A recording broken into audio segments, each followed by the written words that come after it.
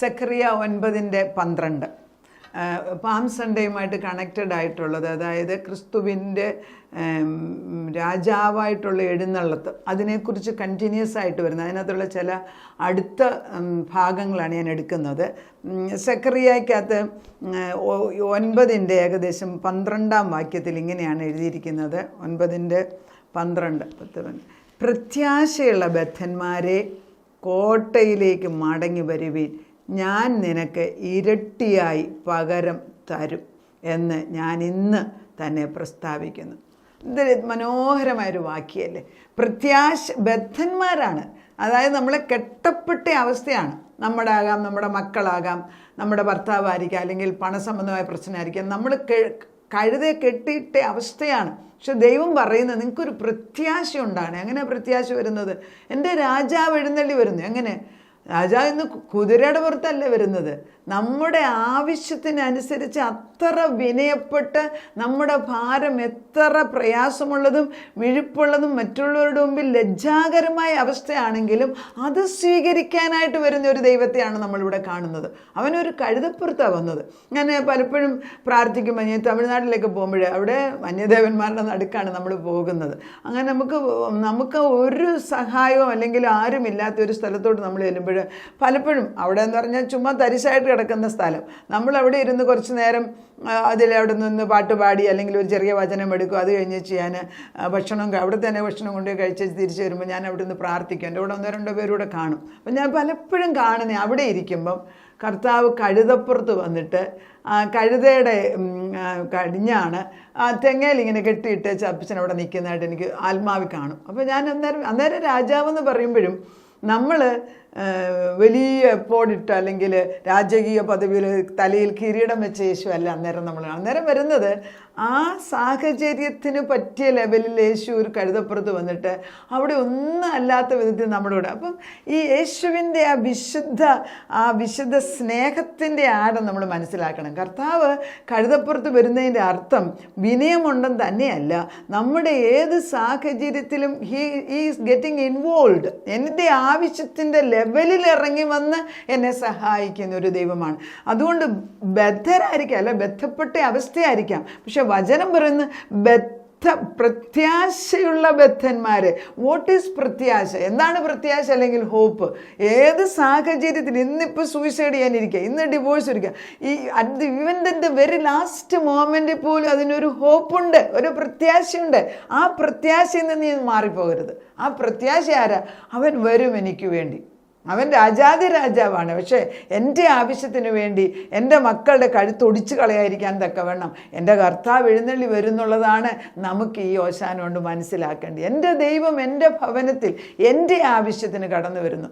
അത് ഒത്തിരി പ്രാരംഭപ്പെട്ട് പ്രയാസിച്ചിരിക്കുന്ന കുടുംബങ്ങൾക്ക് തീരെ മറ്റുള്ളവരോട് പറയാൻ വയ്യ. ഈ സാഹചര്യം ചിലരൊക്കെ എന്നോട് പറയും, ചിലത് പറയാൻ ഒക്കത്തില്ല, അതുപോലെ ഭാരമുള്ളതാണ്.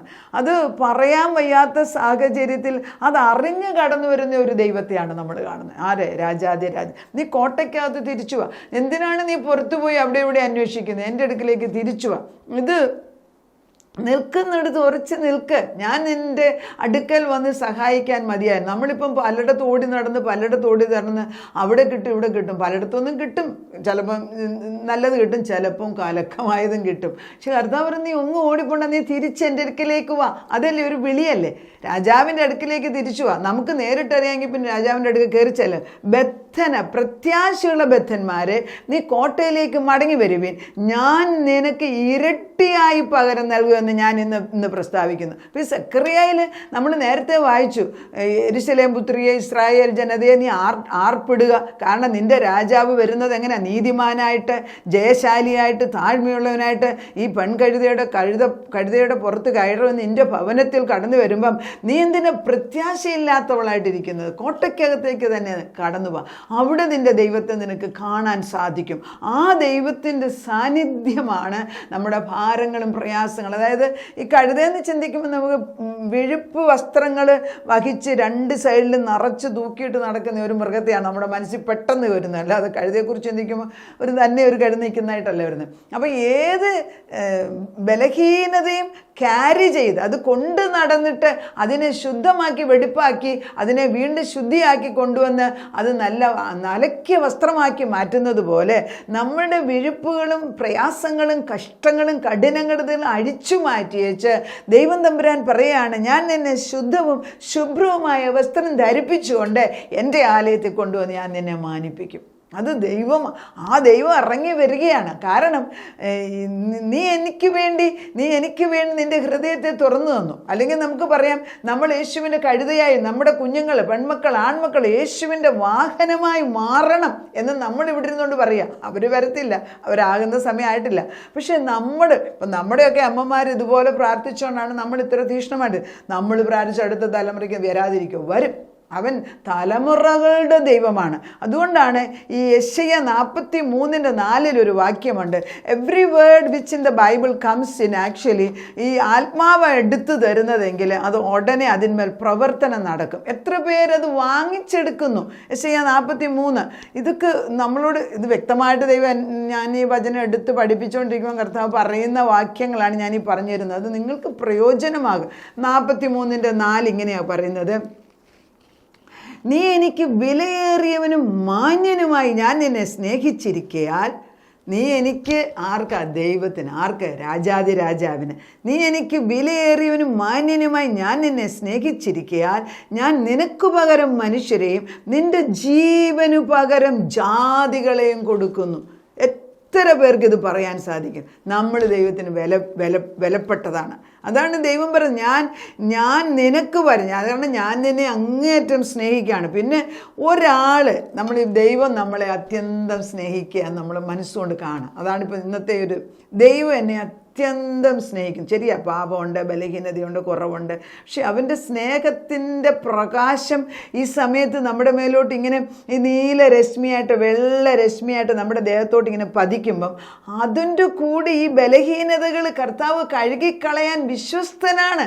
അവൻ പറയുന്നത്, കാരണം ഇപ്പോൾ എൻ്റെ മകൻ വഴിതെറ്റി ചെളിക്കകത്ത് കിടന്നാലും ഞാൻ എൻ്റെ മക്കനാണെന്ന് മനസ്സിലാക്കിയാൽ ഞാൻ ഓടിച്ചെന്ന് കെട്ടിപ്പിടിച്ചതിനെ പൊക്കിയെടുത്ത് വീട്ടിൽ കൊണ്ടുപോയി കഴുകി ശുദ്ധീകരിക്കും. പിന്നെ ചോദിക്കാം എന്താ ബലഹീനതയെന്ന്. അതിനു മുമ്പ് ഇവനെ രക്ഷിച്ചിട്ട്, അതിലെ മുടിയനായ പുത്രൻ്റെ കഥ, തിരിച്ചൊരു വരവ് വന്ന് കോട്ടയ്ക്കകത്തേക്ക് അവൻ തിരിച്ചു വന്നപ്പോഴോ അപ്പൻ നോക്കിയിരിക്കുകയാണ് ഈ മകന്. എന്നാ വേണമെങ്കിൽ ആളുകളെ വിട്ട് വിളിപ്പിക്കായിരുന്നു. അന്നേരം വിളിച്ച് അവന് തിരിച്ചറിവിൻ്റെ ബോധം വന്നിട്ടില്ല. അല്ല, അപ്പന് സൗകര്യമില്ലാത്ത അപ്പനൊന്നും അല്ല. പക്ഷെ അപ്പൻ വിട്ടില്ല, കാരണം അവന് ബോധം വരട്ടെ.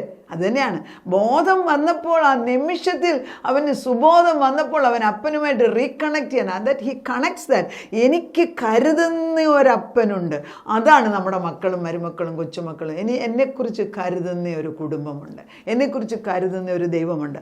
അവിടെ വരുമ്പോഴേ കർത്താവരെന്ന് എനിക്ക് വിലയേറിയവനാണ്. അതുകൊണ്ട് നീ എനിക്ക് വിലയേറിയനും മാന്യനുമായി ഞാൻ നിന്നെ സ്നേഹിച്ചിരിക്കാൻ ഞാൻ നിനക്ക് പകരം മനുഷ്യരെയും നിന്റെ ജീവന് പകരം ജാതികളെ ഭയപ്പെടണ്ട, ഞാൻ നിൻ്റെ കൂടെ ഉണ്ട്. നിൻ്റെ സന്തതിയെ, ഇതൊക്കെ പ്രൊഫസിയാണ്. ഭയപ്പെടണ്ട, ഞാൻ നിന്നോടുകൂടെ ഉണ്ട്. ആർക്കൊക്കെയോ ആത്മാവ് തൊടുന്നതായിട്ട് എന്നെ കാണിക്കുന്നു. നിൻ്റെ സന്തതിയെ ഞാൻ കിഴക്ക് നിന്ന് വരുത്തുകയും പടിഞ്ഞാറ് നിന്ന് ഞാൻ ശേഖരിക്കുകയും ചെയ്യും. ഞാൻ വടക്കിനോട് തരിക എന്നും തെക്കിനോട് തടുത്തു വെക്കുമെന്നും കൽപ്പിക്കും. ദൂരത്തു നിന്ന് എൻ്റെ പുത്രന്മാരെയും ഭൂമിയുടെ അറ്റത്ത് നിന്ന് എൻ്റെ പുത്രിമാരെയും എൻ്റെ നാമത്തിൽ വിളിച്ചും എൻ്റെ മഹത്വത്തിനായി സൃഷ്ടിച്ച് നിർമ്മിച്ചും ഉണ്ടാക്കിയിരിക്കുന്ന ഏവരെയും കൊണ്ടുവരിക എന്ന് ഞാൻ കൽപ്പിച്ചു. ദൈവം കൊണ്ടുവരാൻ പറഞ്ഞാൽ പിന്നെ ഇതാണ് ഈ നിത്യസ്നേഹം. അതാണ് പറഞ്ഞത്, നിത്യസ്നേഹം കൊണ്ട് ഞാൻ നിന്നെ സ്നേഹിച്ചു. കർത്താവിൻ്റെ സ്നേഹത്തിന് അതിരില്ല.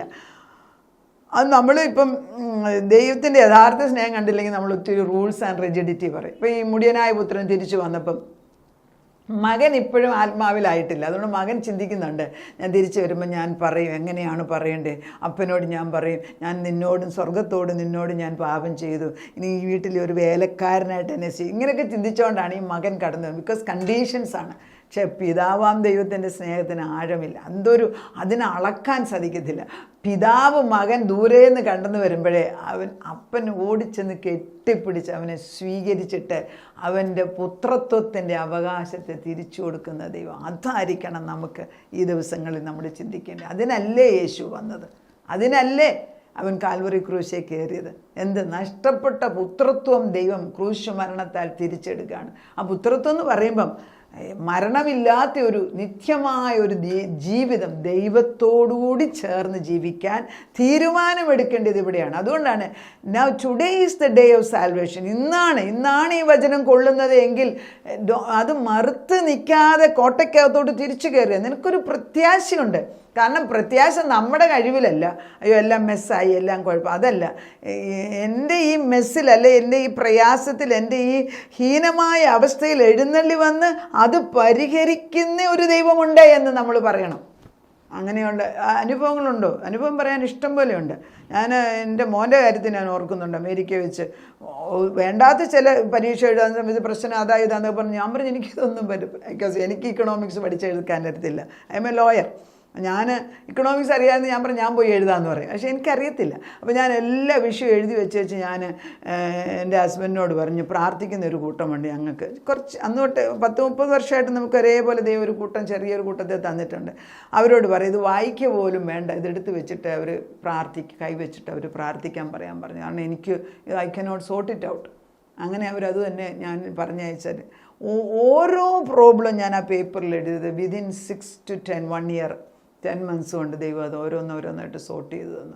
നമുക്ക് കഴിയത്തില്ല എന്ന് വിചാരിക്കുമ്പം കഴിയുന്നൊരു ദൈവം ഉണ്ടെന്നുള്ള പ്രത്യാശ നമുക്കുണ്ടാകണം.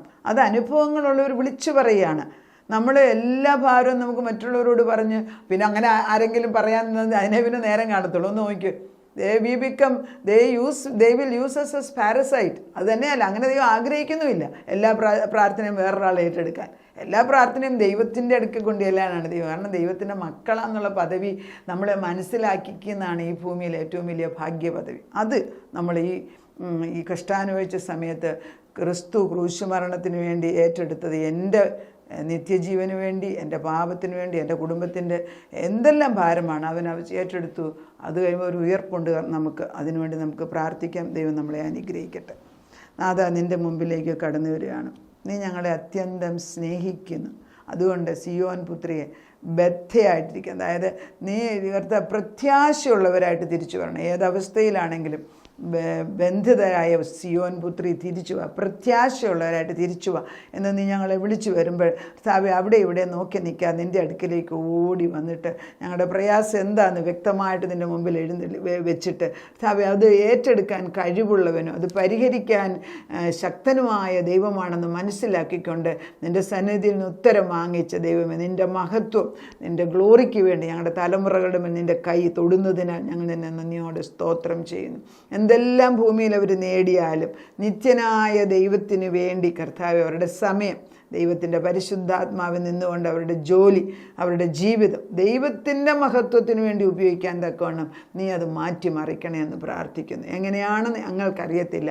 ദൈവത്തിന് മഹത്വം കൊടുക്കാൻ തക്കവണ്ണം ഓരോ ദിവസവും അന്നുള്ള ദൈവത്തോടുള്ള ബന്ധം പുലർത്തിക്കൊണ്ട് അന്നുള്ള പുതിയ മന്ന ഭക്ഷിച്ചുകൊണ്ട് മുൻപോട്ട് പോകാൻ ഞങ്ങളുടെ കുഞ്ഞുങ്ങൾക്ക് ബലം കൊടുക്കണം, ഞങ്ങളുടെ തലമുറകൾക്ക് ബലം കൊടുക്കണം. ഞങ്ങൾ എവിടെയെല്ലാം പോകുന്നു അവിടെയെല്ലാം നിൻ്റെ പരിശുദ്ധാത്മാവിൻ്റെ പ്രവർത്തനം ഉണ്ടാകണം. നാഥാ, നിനക്ക് അസാധ്യമായിട്ടൊന്നുമില്ല കർത്താവേ. മരണത്തെ ജയിക്കുക, ഏറ്റവും പാപത്തിൻ്റെ ശമ്പളം മരണത്തെ ജയിക്കാൻ വേണ്ടിയാണ് അവിടുന്ന് കടന്നു വന്നത്. അത് അവിടുന്ന് ചെയ്തു. ഈ ഒരാഴ്ചകളിൽ അതിനെക്കുറിച്ചും കൂടുതൽ ചിന്തിപ്പാനും നിൻ്റെ അടുക്കലേക്ക് വന്ന് നിത്യമായ ജീവൻ പ്രാപിച്ച പുത്രത്വത്തെ വാങ്ങിച്ചെടുത്തുകൊണ്ട് അപ്പച്ചൻ പഠിപ്പിക്കുന്നത് ആദ്യം തൊട്ട് പഠിച്ച് നിൻ്റെ മഹത്വത്തിന് വേണ്ടി ജീവിപ്പാൻ ഞങ്ങളെയും ഞങ്ങളുടെ തലമുറകളെയും ഉപയോഗിക്കണമേ. നാഥൻ അത് ചെയ്തിരിക്കുന്നതിനാൽ നന്ദിയോടെ സ്തോത്രം. പ്രാർത്ഥന കേട്ട് ഉത്തരം തന്ന ദൈവത്തിന് നന്ദി. യേശു ക്രിസ്തുവിൻ്റെ പുണ്യനാമത്തിൽ തന്നെ ആമേൻ.